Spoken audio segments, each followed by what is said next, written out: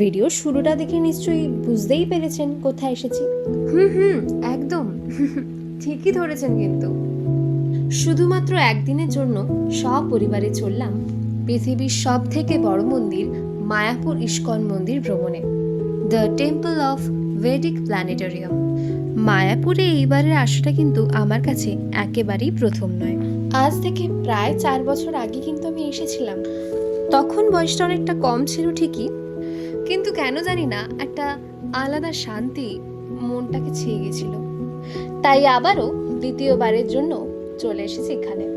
আমরা যেদিন এসেছিলাম এখানে সেদিন কিন্তু ভীষণ বৃষ্টি হচ্ছিল, তবে বেলা বাড়ার সাথে সাথে কিন্তু মেঘমুক্ত রৌদ্রোজ্জ্বল আকাশও দেখতে পেয়েছিলাম।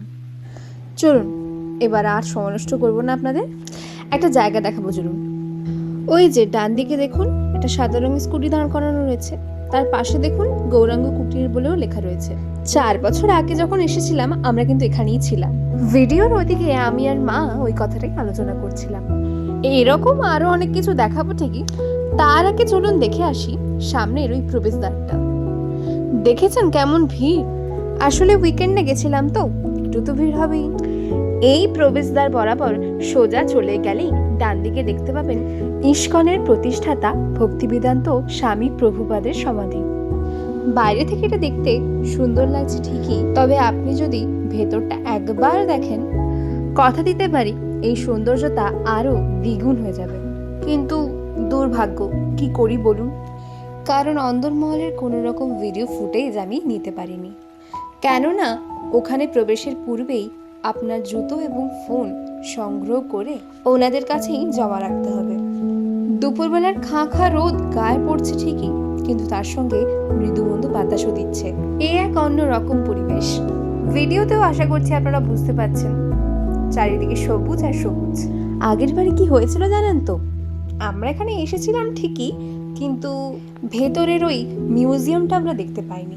সময়ের অনেকটা পরে এসেছিলাম, তাই হয়তো বন্ধ হয়ে গেছিল। তাই এইবারে কোনো রকম রিস্ক না নিয়ে সর্বপ্রথম এখানেই চলে এসেছি। কিন্তু এখানে দেখুন এটা এখনো খোলা হয়নি, মানে আমরা আবার ভুল করেছি এবং এটা সময়ের আগে এসেছি। কিন্তু এইবারে ঠিক করলাম কোনো রকম মিস আউট করা চলবে না। যতক্ষণ না খোলা হবে, প্রয়োজন পড়লে ততক্ষণ অপেক্ষা করব।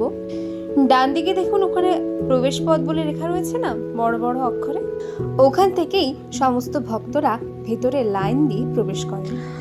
ইস্কনের মেন প্রবেশদ্বার থেকে প্রবেশ করলে ডান দিকে তো আপনারা দেখতেই পেলেন ইস্কনের প্রতিষ্ঠাতা ভক্তিবেদান্ত স্বামী প্রভুপাদের সমাধি, এবং বাম দিকে যেটা দেখতে পাবেন সেটা হচ্ছে এই অখণ্ড হরিনাম সংকীর্তন। এখানে কিন্তু 24 ঘন্টাই অখণ্ড হরিনাম সংকীর্তন চলে।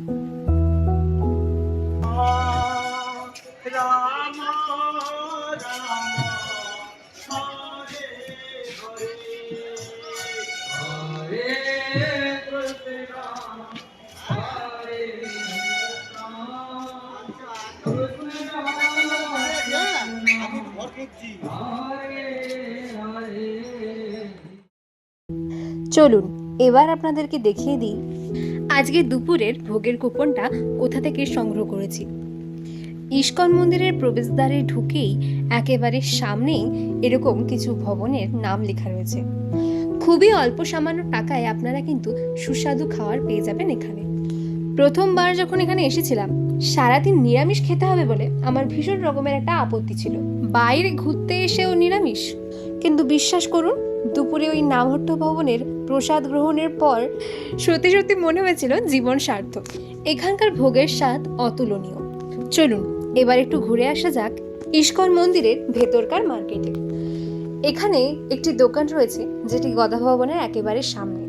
এই দোকানটা দেখে মনে পড়ে গেল আগের বারে যখন এসেছিলাম এই দোকানটা থেকেই একটা স্কার্ট কিনে নিয়ে গেছিলাম। এই ধরনের জামা কাপড়ের আরো একটি মার্কেট ওই ইস্কন মন্দিরের ভেতরেই রয়েছে। মন্দিরের প্রবেশদ্বার থেকে ঢুকে একেবারে ডান দিকেই সারি সারি এরকম কিছু দোকান রয়েছে। চলুন এখান থেকে কিছু জিনিসপত্র কিনে নিয়ে যাওয়া যাক হোটেল রুমে। হ্যাঁ, এবার হোটেলের ব্যাপারে একটা ভালো কথা আপনাদেরকে বলে রাখি। হোটেলে থাকতে হলে আপনাদেরকে কিন্তু বেশ কয়েকদিন আগে থেকে হোটেল বুক করে দিতে হবে, কারণ এবারে হোটেল রুম পেতে আমাদেরকে কিন্তু বেশ ঝামেলা পোহাতে হয়েছে। এই যে দেখুন আমরা যে রুমটায় ভাড়ায় নিয়েছি তার ব্যালকনি থেকে মন্দিরটাকে কত সুন্দর দেখাচ্ছে। দেখে একেবারে মন প্রাণ জুড়িয়ে গেল, তাই না? শুধু কিন্তু মন্দিরটা নয়, ইস্কনের পুরো চত্বরটাই এখান থেকে দেখা যায়। দেখুন দেখুন, ওই পুরো গদা ভবনটা কিন্তু এখান থেকে পরিষ্কার দেখা যাচ্ছে। আর ওইখানে দেখা যায় মেন রাস্তা। চলুন এবার একটু ফ্রেশ হয়ে একেবারে খেতে চলে যাই। চলুন। দেখেছেন খাওয়ার জন্য কিরম ভিড়। চলুন তাড়াতাড়ি খেয়ে এবার গোশালার উদ্দেশ্যে রওনা দিই। এবার হয়তো ভাবছেন গোশালাটা আবার কোথায়? ওই যে প্রথমে বলেছিলাম না, আগের বারে যখন এসেছিলাম ওই গৌরাঙ্গ কুটিরে ছিলাম, ওই গৌরাঙ্গ কুটিরের পাশেই যে রাস্তা চলে গেছে, ওখান থেকেই গোশালায় যাওয়ার পথ। আপনারা চাইলে কিন্তু টোটোর মাধ্যমেও পুরো চত্বরটা ঘুরতে পারেন। সময়টা হয়তো 1 ঘন্টার কাছাকাছি লাগবে। এই দেখুন, আপনাদের সাথে কথা বলতে বলতে এসে পড়লাম গোশালায়। সামনে ঢুকেই আপনারা বেশ কয়েকটা দোকান দেখতে পাবেন। এখানে বিভিন্ন রকমের মিষ্টি, ক্ষীরের দই, এরকম আরো অনেক কিছু পেয়ে যাবেন। সামনের ওই দোকানটা দেখতে পাচ্ছেন না, আগের বারে আমরা কিন্তু এখান থেকে মায়াপুরের স্পেশাল ঘি আর ধূপকাঠি নিয়ে গেছিলাম, এখন মনে পড়ছে। আর বাবা ওই যে দেখাচ্ছে, ওখানে আমরা বসে একটু জিরিয়ে নিচ্ছিলাম। চলুন এবারে গোশালার একেবারে ভেতরে চলে এসেছি। এই দিকটাতে গরুর খাবার বিক্রি হচ্ছে। আপনি চাইলেই খাবার কিনে তাদেরকে নিজের হাতে খাওয়াতে পারেন। এখানে থাকা এই সমস্ত গোমাতাদের বয়স কিন্তু অনেক, এবং এক একটি গোমাতার আকার কিন্তু আপনার আমার থেকেও অনেক বেশি। চলুন এইবার আর ভিতরে প্রবেশ করব না, আগের বারে পুরোটা ঘুরে নিয়েছি, তাই এবারে আর গেলাম না। এইবারে এসে একটা ভালো খাবার কিন্তু ট্রাই করলাম। হ্যাঁ, মায়াপুরের স্পেশাল ক্ষীরের দই। আগের বারে এত ভোগ খেয়েছিলাম যে পেটে খাওয়ার 1 ফোঁটাও জায়গা ছিল না, তাই খেতে পারিনি। কিন্তু এইবারে খেয়ে বুঝতে পারলাম সত্যি মায়াপুর নবদ্বীপের দই জগৎ বিখ্যাত। রাতের খাবারের জন্য আমরা কিন্তু কোনো ভবনেরই কুপন সংগ্রহ করতে পারিনি, শুধুমাত্র গদা ভবনেই কুপন দেওয়া হচ্ছিল। কিন্তু আমরা এমন একটা সময় গেছিলাম যে একটা কুপনও বাকি ছিল না। এই সব কিছু নিয়ে তখনকার মতো কোনো রকম মাথা না ঘামিয়ে চলে গেলাম আসল মন্দির দর্শনে। আর আপনারা তো জানেনই, এই সমস্ত মন্দিরে ভিডিও ক্যামেরা এই সমস্ত একেবারেই অ্যালাউ হয় না।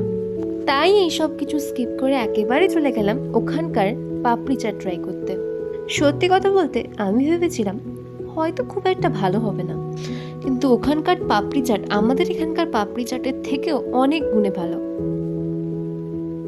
সত্যি আজকের দিনটা কিন্তু খুব ভালো কাটলো। ভিডিওর শেষে আপনাদেরকে একটাই কথা বলবো, যারা কোনোদিনও মায়াপুর যাননি তারা জীবনে একবার হলেও মায়াপুর ঘুরে আসুন, জীবনের আসল শান্তি খুঁজে পাবেন।